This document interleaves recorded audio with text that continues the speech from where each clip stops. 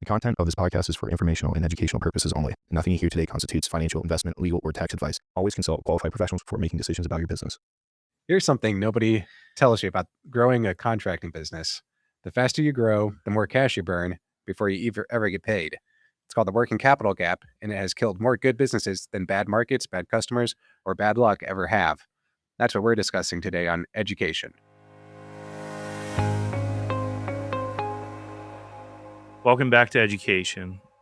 Imagine you just won the biggest contract your company's ever seen, a $3 million data center build out. The team's ready. You have the reputation that got you through the door, and you're about to run out of money. And that's kind of what we're here to talk about today. You find yourself in this sort of situation because, mobilization costs are due day one. You have equipment procurement, which is day maybe 3 or 4, or week 3 or 4. And then, your labor, you have to pay out every other week or every 2 weeks. And the client's first draw, well, that's not really until, day 90. It could even be, day 120. What causes the working capital crisis of scale is something that we're going to be discussing today. And I think it's really important to discuss it because without a solution, you can really get yourself into a pretty bad bind and find yourself short on some cash. And we want to discuss this so you can figure out how to solve this without, giving up some sort of equity and what's every special contractor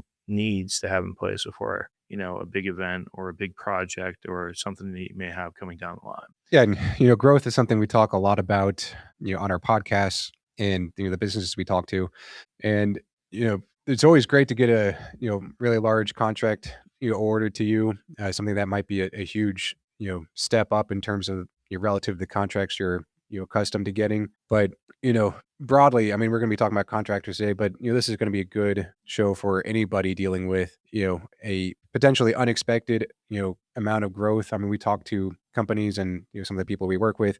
Growth is typically what one of the biggest objectives is.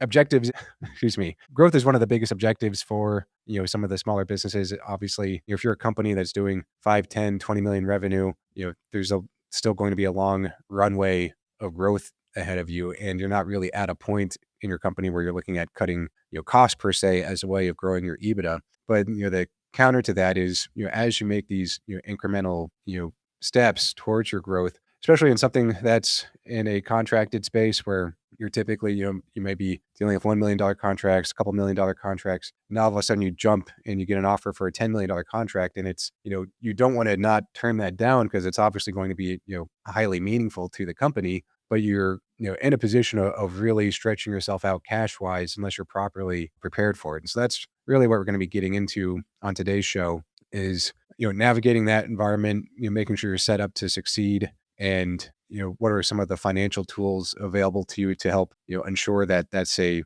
smooth transition and a successful transition into kind of these larger contracts that you may not typically be accustomed to.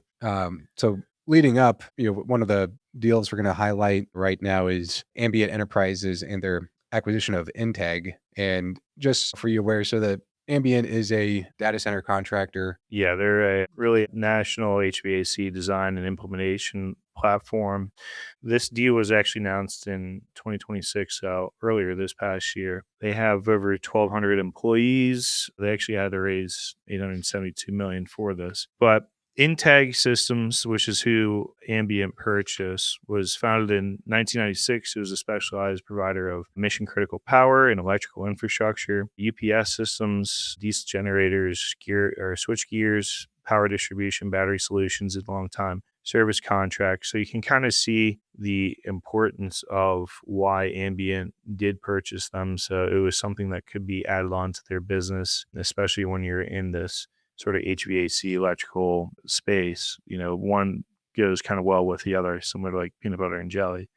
But Ambient really purchased TAG because they needed to add power and electrical infrastructure capabilities alongside their HVAC. So this allows them to kind of create a full system integration. And what they were able to target then was these data centers. And as we all know, data centers have been a fairly controversial topic currently, but it's something, unfortunately, that we're all going to have to use, and we currently do use. But, the data center markets, the two biggest things that people look for are, water, and the power that's done, or power. Obviously, the more power you use, the hotter things get. So you need also a cooling factor for this. This could be done with water, it could be done with air. But point being, there's a lot of HVAC, thermal and power demands that are needed for this. So Ambient was actually able to purchase Integ to then go after this sort of market, along with other sort of items. So that was the main thing. So there is a little bit of a recurring revenue angle here. Integ's maintenance and service contracts delivered a pretty steady recurring revenue,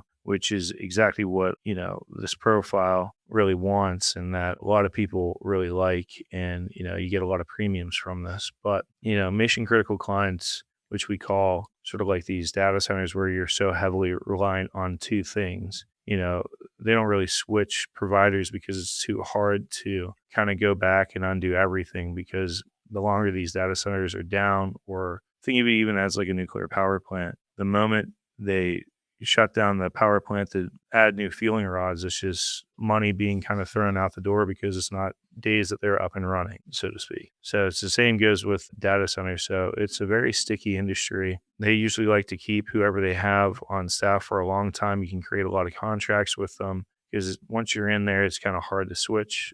There is a comparable that we have for the visual audience. It's actually up on the screen here. It's the Dicom comparable. Dicom acquired Power Solutions Data Center Electrical for $1.95 billion in November of 2025, and they were $1 billion in revenue. They had about 2,800 employees, and this is once again a sort of category or area where a lot of things are heavily being looked and sought after to be acquired.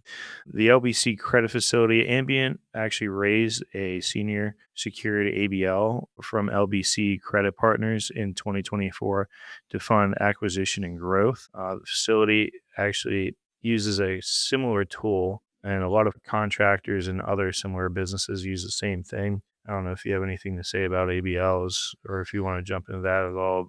Yeah, I think going into the next slide, we'll talk about that briefly, or you'll go over some of the options. But just to kind of get that transition into that. So for the operators in the audience, this particular acquisition solves a few handful of problems. Gets them that operational infrastructure.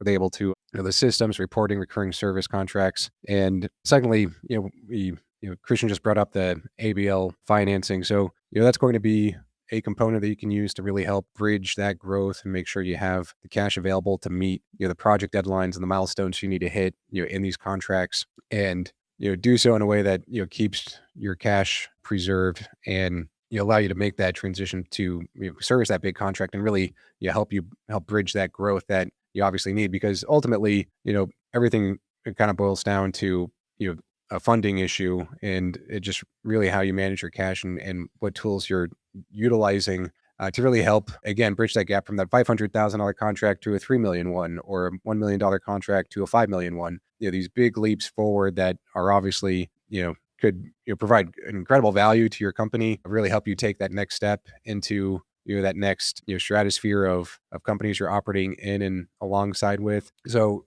something you don't want to take for granted. You want to make sure that you're well prepared and have thought about some of these tools at your disposal, financially speaking, to make sure that you're not make sure that you're capable and in a position to take on these contracts, because obviously it's something you don't want to. That's too much value on the table that you could potentially be leaving. So yeah, the contractors who can't fund large contracts are the ones that are usually going to stay stagnant or within their area. But those that can kind of figure out how to finance this and actually win these contracts, those are the ones that tend to usually grow and become the platform that a lot of these larger organizations are looking to do. Because once again, in our previous episodes, we're looking for kind of repeatability, recurring revenue, items that are pretty stable and easy to attach other businesses onto, just like this Ambient acquisition of Integ. Yeah, ultimately, and just to get into the issue again, if within your contracting business, if a customer offered you a contract that was 3 times the size of your existing contracts, how capable would you be of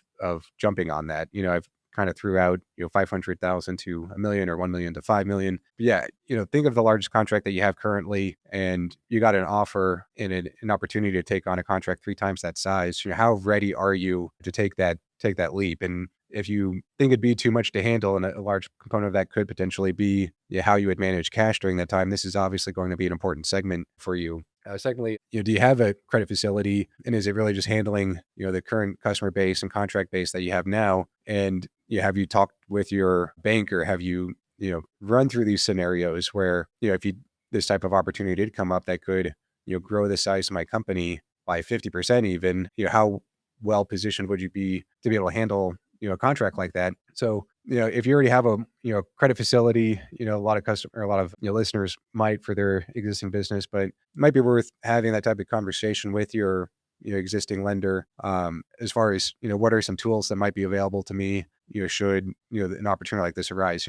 Easy 30-minute discussion with your lender. It doesn't have to be tomorrow, but you might have quarterly check-ins with them where they, talk to you. It might be something to bring up in your next conversation with them. Yeah, And then, this is definitely stuff you don't want to whiff because we're kind of wing it, so to speak, because the last thing you ever want to do is hurt your reputation because it could prevent you from staying within that realm. yeah, and, you want to be able to, take those opportunities when they arise. And, the last thing, like Christian had said, you get an offer for a contract, but then all of a sudden, you turned it down because it was something you knew you couldn't handle. Didn't you have the right preparation to have going into it. And then you may not get that phone call again because word goes around. It's like, oh, this company can't handle these types of contracts. And so you may, potentially lose them. So obviously you don't want to rush into anything, but that's why this episode is here, because we want to make sure that you have the right tools, to be able to go into those conversations and those potential discussions in a way where you can take on those contracts with, a level of confidence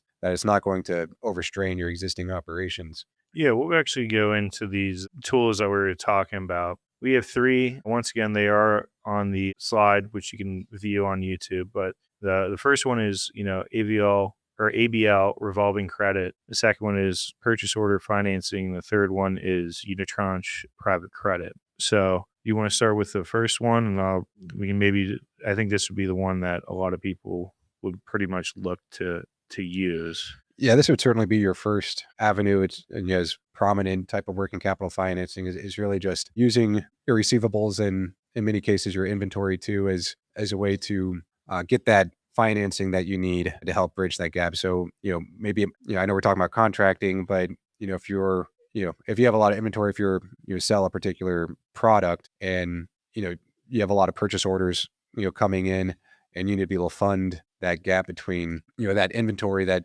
you're going to need for that large purchase order, is being able to use that, being able to borrow against that, your purchase order receivables so that you can help fund that difference and make sure that that cash is coming in so you can fund those orders and then obviously get that margin that you need. So in the alternative case, for a contractor is, you're getting draws from the contractor, you're able to borrow against that, over a 90-day, it's a short-term type of financing, 90-day type of cycle. We're kind of just funding that cash gap. And then as you're able to take draws through through these milestones you're hitting in your contract, then you just start paying that down. But in the meantime, you're making sure your payroll is getting made. You're getting the procuring the materials, procuring the equipment you need for that potential construction or whatever it is that it is for that contract. And, not being worried about your existing cash position because you're able to borrow against that. And then you just pay it down as you're able to get draws from the contract. And the typical cost is the overnight financing rate, kind of a floating interest rate plus 2 to 3%. So obviously, relative to some of the other alternatives, pretty low rate of financing that gets you from point A to point B. Secondly, we have the purchase order financing. So this is something I kind of had hinted at, but it's its own kind of animal where rather than a third party, traditional working capital line of credit type, bank institution is getting purchase order financing directly from the supplier. So you get purchase orders that come in, and the lender ends up paying the supplier directly. So you repay when the client pays you. So on equipment heavy contracts, where procurement is the primary cash barrier, and it's typically 2 to 5% off the top of the PO value.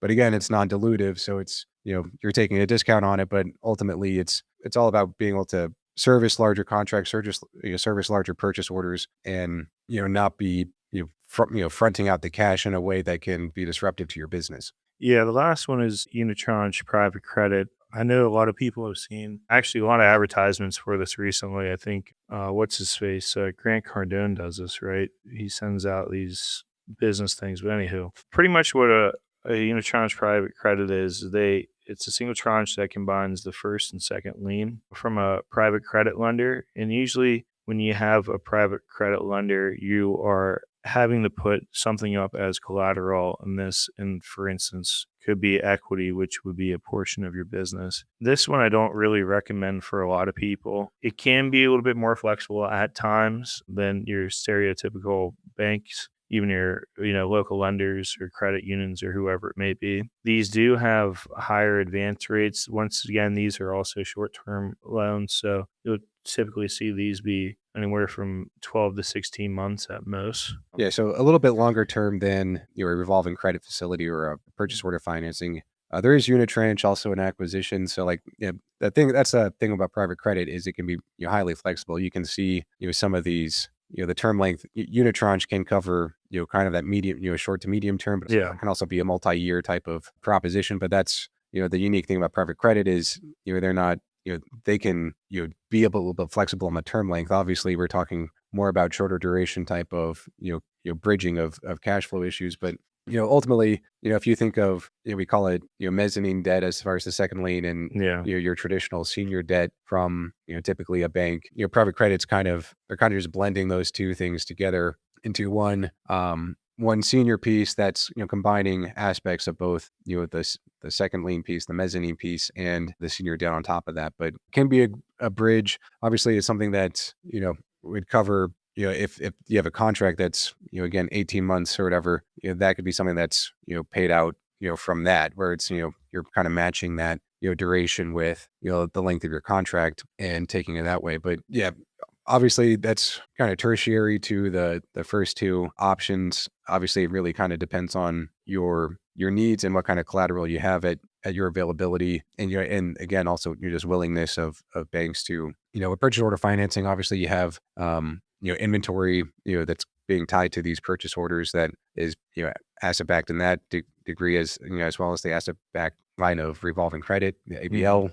So for something that might be a little bit more, you have a contract, but it's it's a largely a service contract, and you may be procuring equipment that you're renting to during this construction cycle, but you're not necessarily have collateral outside of the receivables. And depending on and for something like a data center, obviously Yeah. these are going to be highly in the views of the contracting world, obviously like a very stout customer that bank you think would be comfortable lending for. But obviously for some of the smaller contractors where I don't want to say reputationally, but there may be a sense where the bank still is uncomfortable financing against this contract for whatever reason. Again, reputable isn't the best word, but obviously with a data center, obviously we're talking $1 billion Yeah. financial financially secured jobs that are no one's going to be able to there's not going to be any discomfort about borrowing for that because there's too many incentives for these data centers to work and these projects to be successful. But for again, if it's a contract, let's say it's a commercial construction project, and the bank is worried about the developer, maybe they have credit issues on their end, and they have some concerns about their ability to pay over the course of the project, and all of a sudden that makes getting maybe one of the first two options a little bit more difficult. That's where private credit could. Yeah, that's where you look to kind of fulfill your needs there. So we are going to move to NWC, which is known as net working capital. This is kind of what we were talking about in the beginning. So on the actual visuals here, we do have a couple of slides for you. First one is, what is the NWC peg, or the new working capital peg? Next one is, why does it hit contractors the hardest? Third one is, how much can it cost? The last one is, how to protect yourself. So, And for the first one, this is kind of this is for if you're selling the company. Obviously, you've been talking mostly about growth and funding that growth, but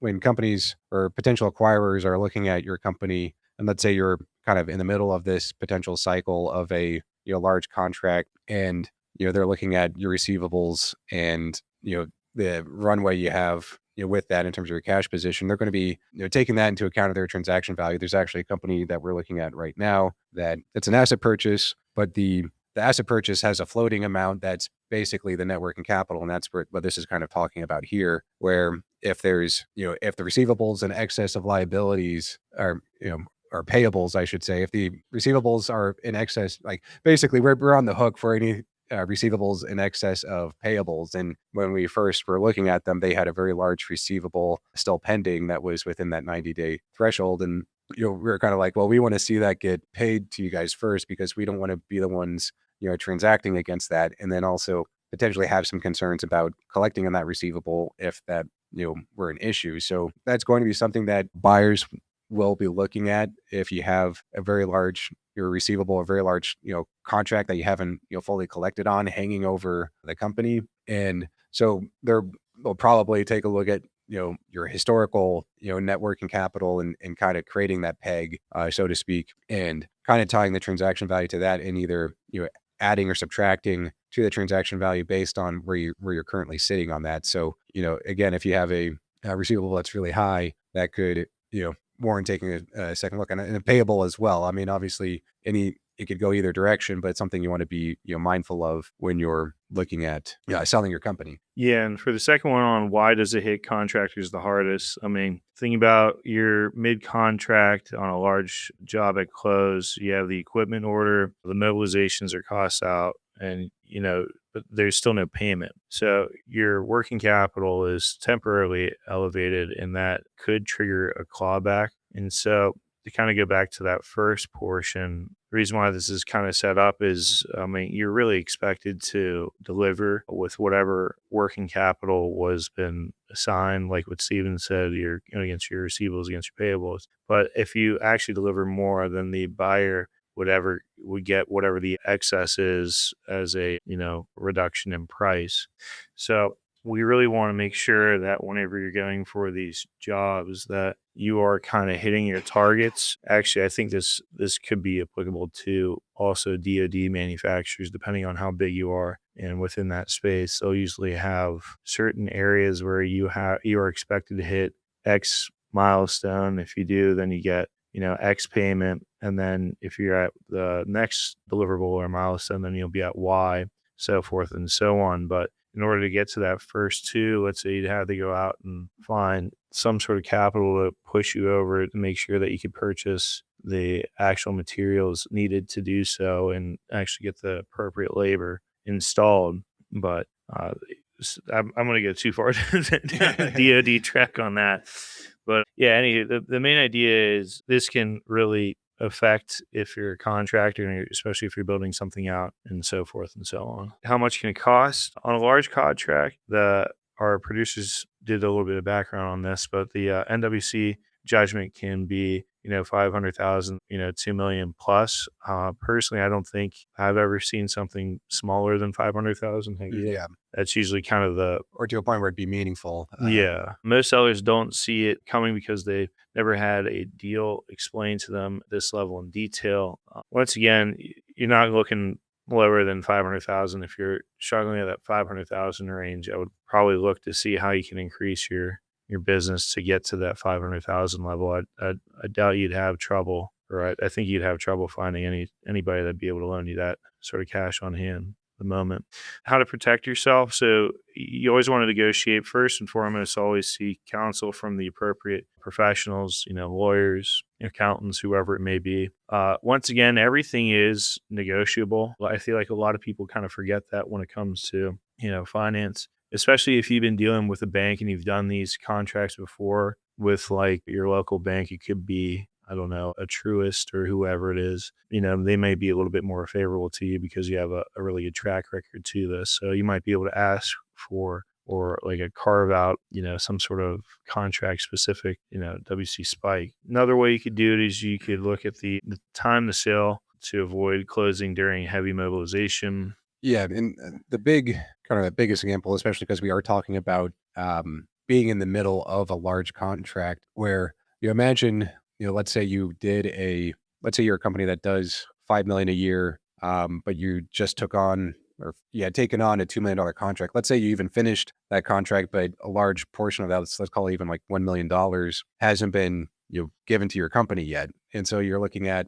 a a company that showed 5 million on paper, but they still have a million in receivables and still waiting on that money coming in from that large contract. Now all of a sudden, a company, but for whatever reason, you're also in the talks to, sell your company. Well, now you have this $1 million receivable hanging on the table that could either get, clawed back entirely or, either impact the transaction price. That's why, it might be easiest just to, again, you want to have it, negotiated, because you don't want that, that revenue's earned, but there's obviously that big receivable floating out there, that in terms of getting that cash in. You've already declared it because you've already performed the work and you've already earned that revenue, but that revenue hasn't fully shown up into your cash flow statement. So you have this large receivable hanging in the balance, could easily cause some issue in the negotiation. So you got to make sure that that's properly accounted for, because it's obviously going to be flagged by an acquirer, and making sure you have the right language in there for that. And the simplest thing is, ideally, you get that receivable in, it's part of,